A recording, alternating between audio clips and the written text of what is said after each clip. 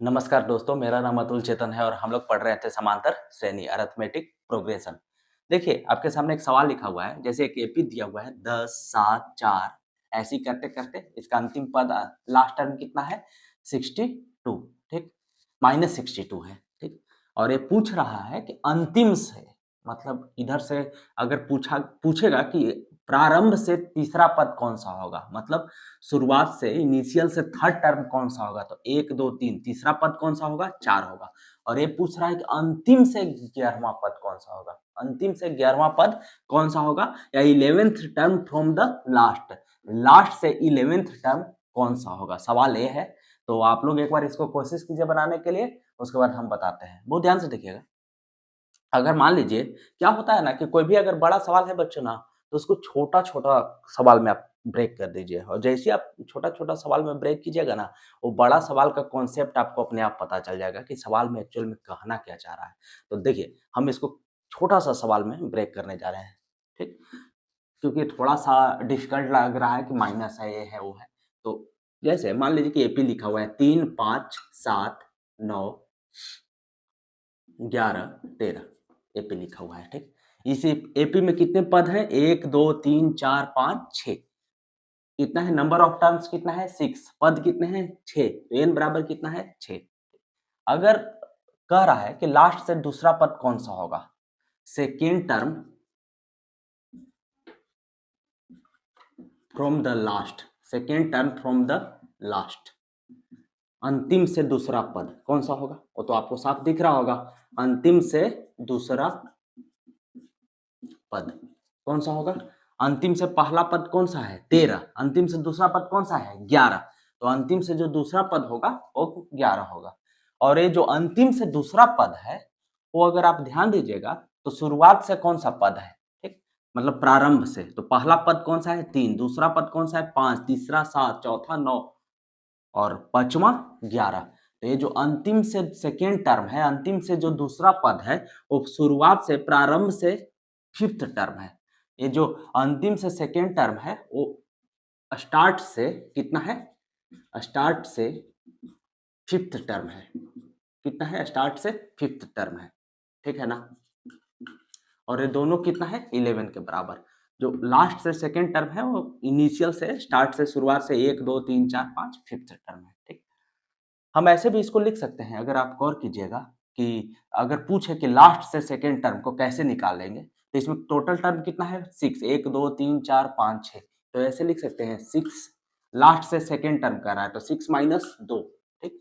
तो 6 माइनस 2 करिएगा ना तो 4 हो जाएगा बच्चों। और जो 4 है ना वो कौन सा पद है? ये 9 है। देखिए, पहला पद 3 है, दूसरा पद 5 है, तीसरा पद 7 है और चौथा पद 9 है। लेकिन अंतिम से जो दूसरा पद है वो 11 है और वो जो 11 है वो प्रारंभ से पांचवा पद है, प्रारंभ से पांचवा पद है। तो स्टार्ट से जो फिफ्थ टर्म होगा वो क्या होगा? 6 में से 2 घटाएंगे, ठीक? और साथ में 1 जोड़ देंगे, साथ में 1 जोड़ देंगे, ठीक? तो 6 में से 2 घटाएगा तो कितना होगा? 4, 4 में से 1 जोड़ दीजिएगा तो कितना होगा? 5। जैसे एक और सवाल लेते हैं कि अंतिम से तीसरा पद, तो अंतिम से तीसरा पद कौन सा होगा? 9। तो अंतिम से जो तीसरा पद है वो प्रारंभ से कौन सा पद है? 1 2 3 4। लेकिन इसमें तो आपको पता चल रहा है, लेकिन कभी कभी बहुत बड़ा एपी देगा तो उसमें आपको पता नहीं चलेगा, ठीक? तो अंतिम से तीसरा पद 1 2 3 वो शुरुआत से कौन सा पद है? 1 2 3 4, 4 कैसे निकालेंगे? अंतिम से तीसरा पद तो टोटल पद कितना है? 6। 6 में से कितना घटाएंगे? अंतिम से तीसरा पद तो 3 घटाएंगे।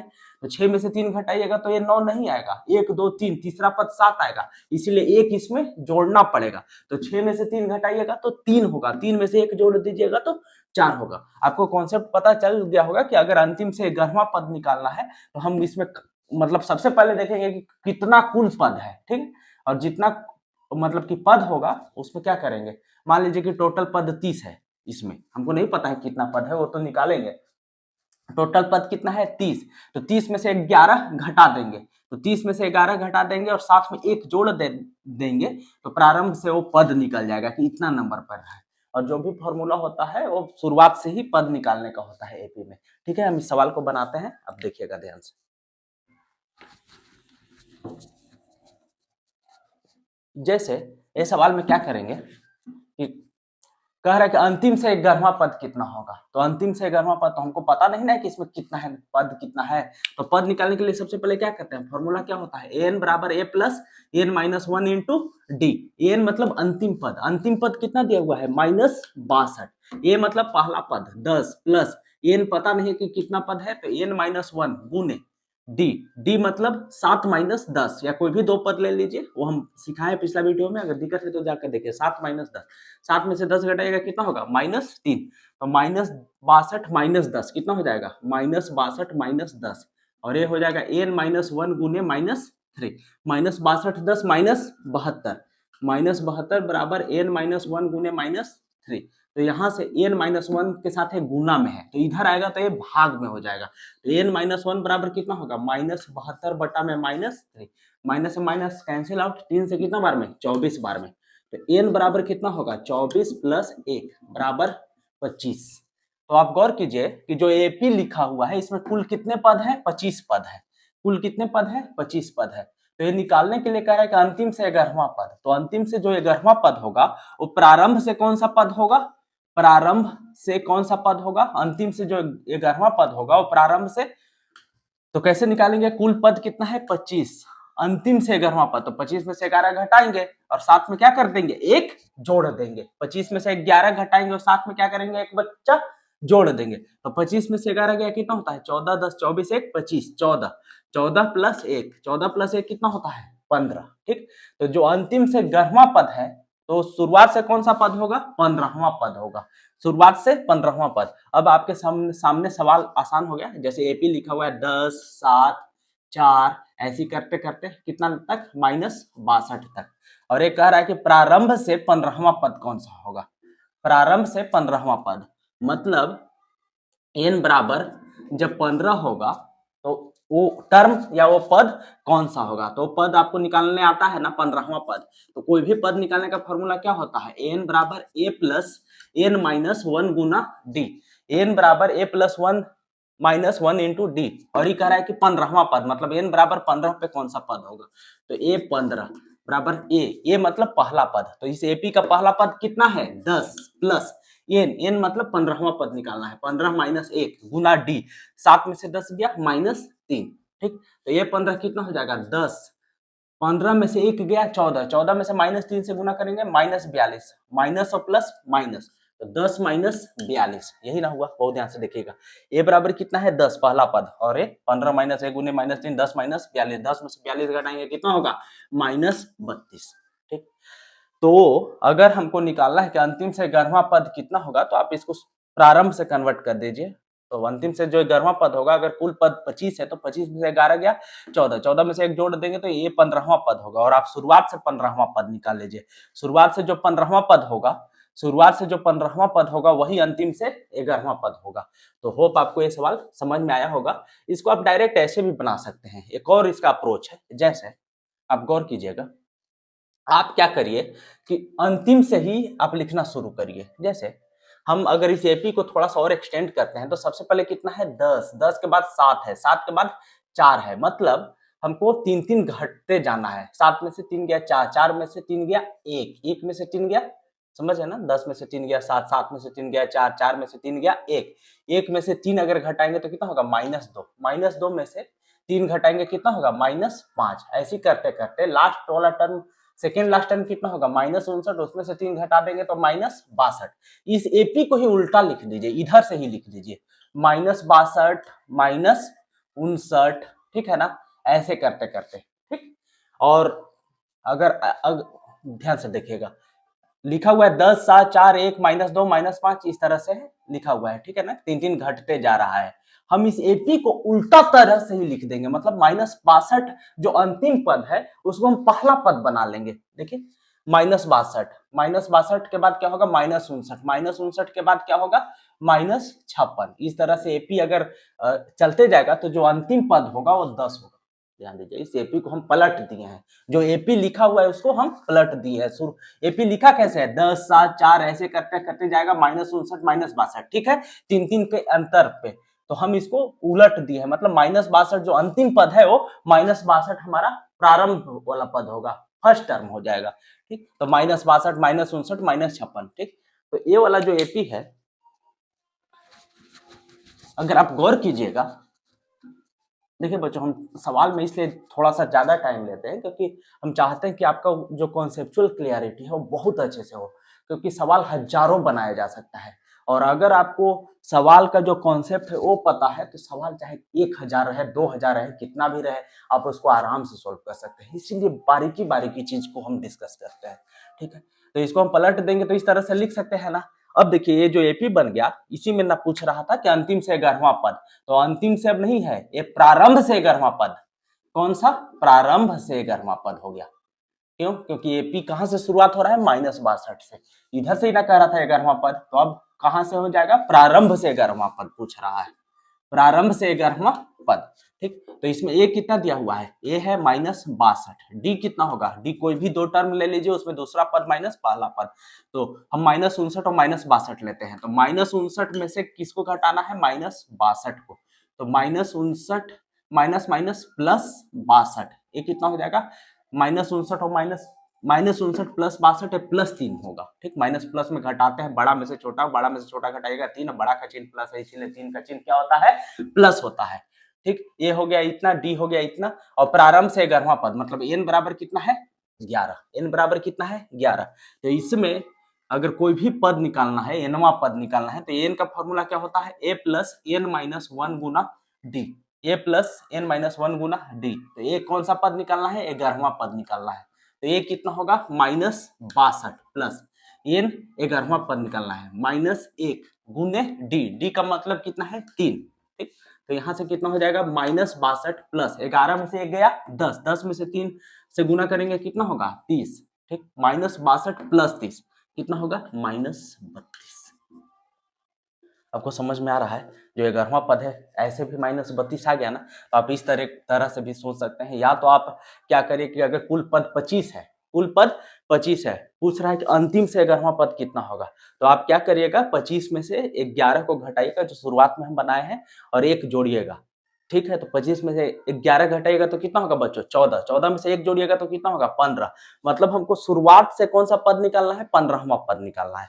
ऐसे कर सकते हैं पहला, नहीं तो पूरा जो एपी है जो लिखा हुआ है उसको हम रिवर्स डायरेक्शन से लिखना शुरू करेंगे। और जब आप रिवर्स से लिखिएगा तो आपको इतना सोचना ही नहीं पड़ेगा कि उसमें इतना माइनस करके 1 जोड़ना है। आप सीधे क्या करिए कि रिवर्स से लिखते जाइए, और इस तरह से एपी बनेगा। ठीक है, ए वाला एपी बना, और इसमें ए का मान -62, डी का मान 3, एन कितना? शुरुआत से 11वां पद, तो एन बराबर 11। तो जो 11वां पद आएगा वो कितना आएगा? 32 आएगा। ठीक है, आप इसको नोट डाउन कर लीजिएगा, उसके बाद हम आगे बढ़ते हैं। ठीक है बच्चों,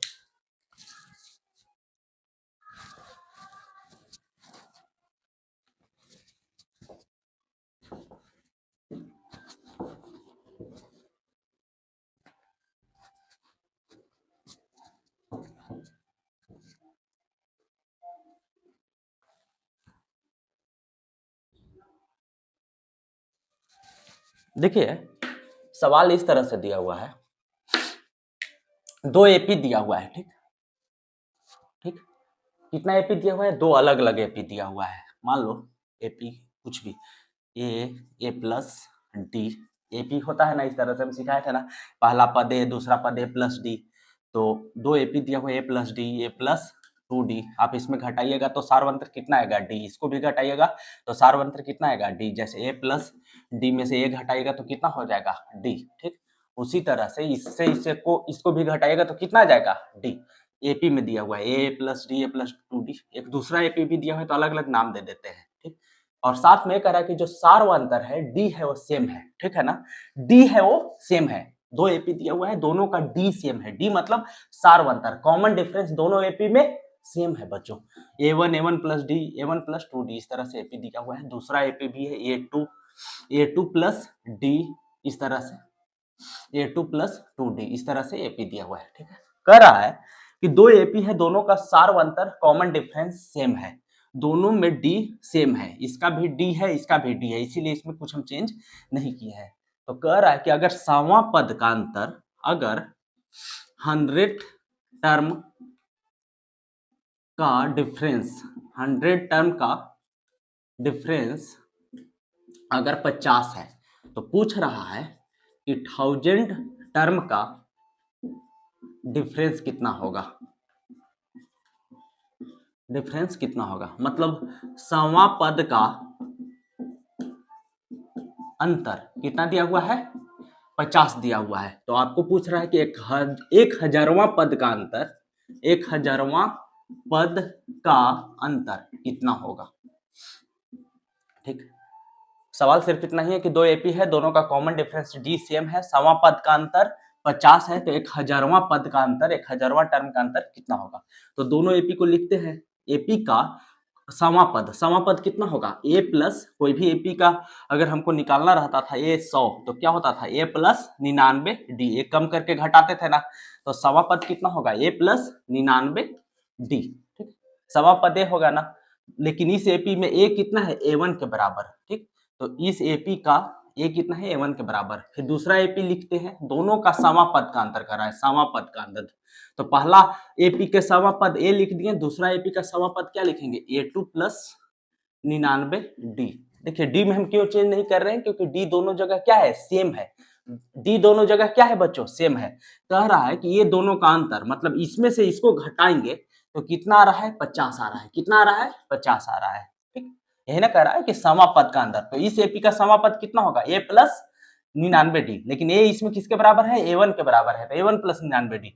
इस एपी का समापद क्या होगा, ए प्लस 99 डी, और इसमें ए किसके बराबर है, A2 के बराबर है, तो A2 प्लस 99 डी। दोनों के बीच का अंतर, दोनों के बीच का डिफरेंस कितना है, 50 है। तो ये अब क्या करिए, A1 प्लस 99 डी, माइनस अंदर जाएगा तो माइनस A2 हो जाएगा, और माइनस प्लस माइनस 99 डी हो जाएगा, किसके बराबर होगा, 50। 99 डी से 99 डी कैंसिल हो जाएगा, तो A1 माइनस A2 किसके बराबर हो जाएगा, 50 के बराबर। अब आपसे सवाल पूछ रहा है कि 1000वां पद का अंतर कितना होगा, 1000वां पद का अंतर कितना होगा। तो इस एपी के लिए 1000वां पद लिखेंगे तो क्या होगा, A1 प्लस 999 डी। इस एपी के लिए 1000वां पद लिखेंगे तो क्या होगा, A2 प्लस 999 डी। इसमें से इसको अगर हम घटाएंगे तो कितना होगा, यही पूछ रहा है कि 1000वां पद का अंतर, डिफरेंस 1000 टर्म का डिफरेंस कितना होगा, मतलब इसमें से इसको घटाएंगे तो कितना होगा। तो आप घटाइए, A1 प्लस 999 डी, माइनस को अंदर ले जाइए तो माइनस A2 माइनस 999 डी। अगर आप गौर करिएगा तो 999 डी और 999 डी कैंसिल हो गया, यहाँ डी सेम रहेगा ना, क्योंकि कह रहा है कि दोनों में जो डी है वो सेम है। डी क्या है, दोनों में डी सेम है, डी समान है। ठीक, तो 999 डी 999 डी कैंसिल हो गया, तो ये कितना बच गया, A1 माइनस A2, और A1 माइनस A2 किसके बराबर है, 50 के बराबर। तो 1000वां पद का भी अंतर कितना होगा बच्चों, 50 होगा। 1000वां पद का अंतर कितना होगा, 50। तो होप आपको आज के क्लास में समझ में आया होगा कि कैसे हम अप्रोच कर रहे हैं। अप्रोच ज्यादा जरूरी है सवाल बनाने से। ठीक है, अप्रोच आ गया, सवाल कितना भी रहेगा आप उसको आसानी के साथ सॉल्व कर सकते हैं। मिलते हैं अगले क्लास में, तब तक के लिए धन्यवाद।